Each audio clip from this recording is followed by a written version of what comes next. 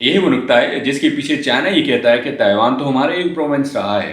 China is stepping up its military activity around Taiwan as tensions rise following the U.S. House Speaker Nancy Pelosi's visit. Beijing is preparing its biggest show of force around Taiwan in decades.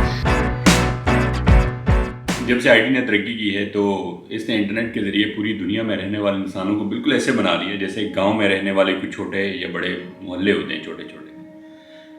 Martial मैकलूहन ने 40 साल पहले अपनी किताब the Gutenberg Galaxy में रोशनी की speed से तरक्की करती इलेक्ट्रॉनिक टेक्नोलॉजी के बारे में दो बहुत ही मशहूर अल्फाज किए थे जो हम और आप तकरीबन हर रोज़ ही बोलते भी हैं और सुनते भी हैं. और वो दो मशहूर अल्फाज थे global village. Global village is not created by the motor car or even by the airplane. It's created by instant electronic information movement. इस ग्लोबल विलेज में पाकिस्तान से 3,785 किलोमीटर दूर यूक्रेन रशिया की वार हो या सदरन चाइना के साहिल पर 160 किलोमीटर दूर ताइवान में तेज़ी से बदलती सूरत हाल हो, हम और आप चैन से तब तक नहीं बैठते जब तक सारे कब क्यों कैसे के जवाब हासिल न कर लें.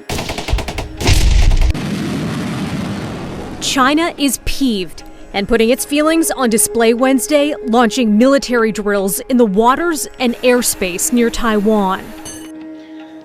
आखिर जब हम दोस्तों यारों में बैठते हैं, कोलीग्स में बैठते हैं तो थोड़ा सा करंट अफेयर्स पे डिस्कशन भी तो करनी होती है और लोगों को थोड़ा सा इम्प्रेस भी करना होता है. खैर, हमने बचपन से सुना है कि ताइवान एक मुल्क है, इंडिपेंडेंट भी होगा. चाइना का इसमें क्या रोल है? चल इंडिपेंडेंट मुल्क है लेकिन चाइना का पड़ोसी तो है और पड़ोसी से रोले हमसे बेहतर कौन जानता है.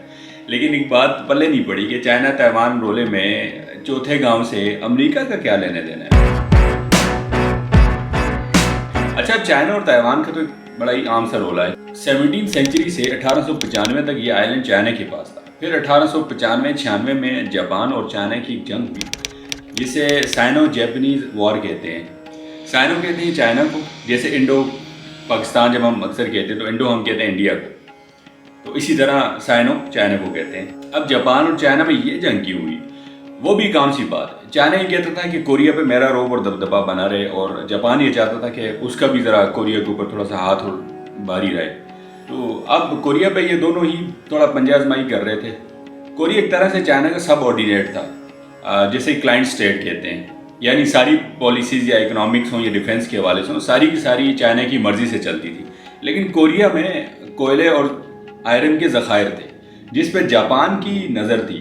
तो जापान ने कोरिया पे जोर डालना शुरू कर दिया कि कुछ हमारे साथ भी तुम ट्रेड करो, चाइना से बिल्कुल तुम चाइना के लाडले बने हुए हो, निकलो थोड़ा चाइना से यूरोप की तरफ आओ, हमारी तरफ आओ ताकि हमारे साथ भी ट्रेड बढ़े. खैर, शुरू हो गया और होना ही था. दोनों ने कोरिया में अपनी अपनी मर्ज़ी के लोगों को स्पॉन्सर करना शुरू कर दिया. जंग हो गई.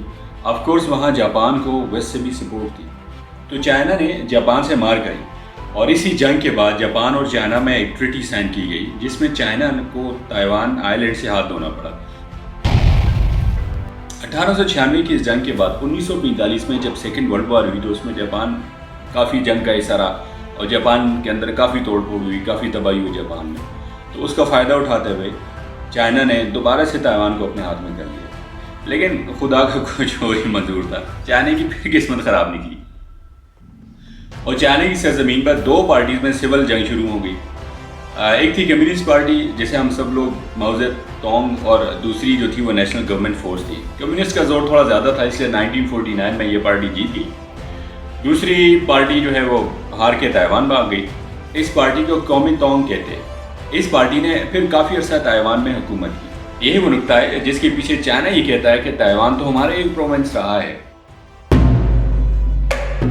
लेकिन ताइवान ये कहता है नहीं भाई, उस वक्त जब माओ ज़ेडोंग ने एक नया चाइना बनाया था तो उसका हिस्सा हम लोग तो कभी थे नहीं, तो ना हम चाइना के ना हमारा चाइना. अब करीबन 13 ऐसे ममालिक हैं जो ताइवान को एक आज़ाद और ख़ुद मुख्तार रियासत तस्लीम कर चुके हैं. बाकी चाइना ज़ोर डालता रहता है कि चलो जिसने तस्लीम कर लिया सो कर लिया, लेकिन मज़ीद कोई ना कर ले, इसलिए चाइना थोड़ा डिप्लोमेटिक प्रेशर बाकी ममालिक पर डालता रहता है. अब तक आप एक बात तो समझ चुके होंगे कि ताइवान की मिसाल बिल्कुल ऐसे ही है जैसे अब्बा की सख्ती से कोई बच्चा घर से भाग निकले और अपने ननियाल में बना ले. अब चाइना को ये हरगिज़ गवारा नहीं कि उसका ननियाल ताइवान जिसे उसके इतना गहरा ताल्लुक है وہ غیروں کے ہاتھوں میں پڑے، کیونکہ چائنا کو یقین ہے کہ کیونکہ ایک روز ضرور غیروں کی شے پہ تائیوان نے چائنا کو آنکھیں دکھا دینی ہے۔ China does not currently possess such capabilities. خیر غیروں سے یاد آیا، ابھی یہ سارا رولا اس وقت بڑھا جب امریکہ سے ہاؤس آف اسپیکر محترمہ نینسی پولیسی ایئر فورس کے ذریعے تائیوان تشریف لائی اور اس سرزمین پر 25 سال بعد قدم رکھا۔ نہ 25 سال میں کسی بھی ہائی رینکنگ امریکن کا یہ ایک پہلا وزٹ تھا۔ Today our delegation, of which I'm very proud, came to Taiwan. اب پیلوسی صاحبہ تائیوان میں جمہوریت کی چیمپئن بن کر آئی ہیں، لیکن چائنا کو یہ شدید غصہ ہے کہ امریکہ نے پالیسی کو تائیوان میں بھجوا کر چائنا کی عزت پامال کر دی ہے، اور چائنا نے اپنا ذرا غصہ اور ریئیکشن تو دکھانا ہی تھا ڈیفینیٹلی۔ تو چائنا نے تائیوان کے سمندروں میں جنگی مشقیں شروع کر دی، جس کے 2 مقاصد ہیں۔ ایک تو یو ایس کو یہ بتانا کہ اگر تم یہ سمجھتے ہو کہ تائیوان میں اپنا انفلوئنس بڑھا کر چائنا کی اسٹریٹجک اسٹرینتھ کو کمزور کر لے گے تو تائیوان کے سمندروں اور ہواؤں میں میری حداث دیکھ لو۔ دوسری طرف تائیوان کو بھی ذرا ڈرانا تھا کہ وہ بھی یوکرین کی طرح کوئی غلطی نہ کر بیٹھے۔ بہرحال اس دکم دکیل کے اندر بہت سارے ممالک نے چائنا کو یہ مشورہ دیا کہ وہ جوش سے نہیں بلکہ ہوش سے کام لیں۔